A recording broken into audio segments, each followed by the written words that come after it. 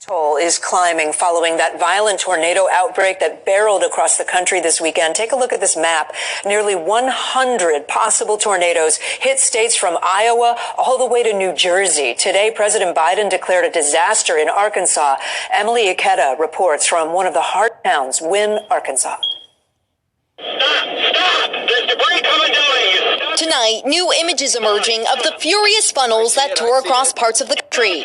Oh my God. Kimberly Shaw was looking out the window in Little Rock, Arkansas, when an EF3 tornado suddenly engulfed the building.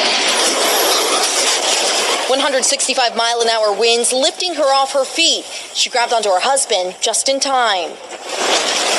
If your husband hadn't held on to you, what would have happened? I would have been sucked out the door and would have been taken by the tornado. He saved my life. Harrowing moments from a storm system that killed at least 30 people across 7 states. Today, President Biden declaring a major disaster in Arkansas. In Wynne, 4 people dead. This high school, a shell of what once was. We were right here. Karen Cristaldi says now it's hard to even recognize the town. Heartbroken. I mean, this was such a cute little town. Looks like a war zone right now. Get in here. The same system that devastated the country's midsection powered eastward Saturday, spawning rare tornadoes in New Jersey and Delaware, debris blocking roads. 1 person died, the first tornado victim in Delaware in 40 years.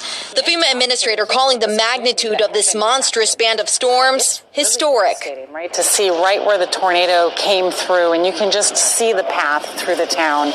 In McNairy County, Tennessee, 9 people dead after buildings were reduced to rubble by a tornado that struck under the cover of night. Some of the most severe damage there in Adamsville. The devastation is catastrophic in Adamsville. We've lost lives, lost homes, lost very valuable possessions, things that cannot be replaced. I am not leaving you.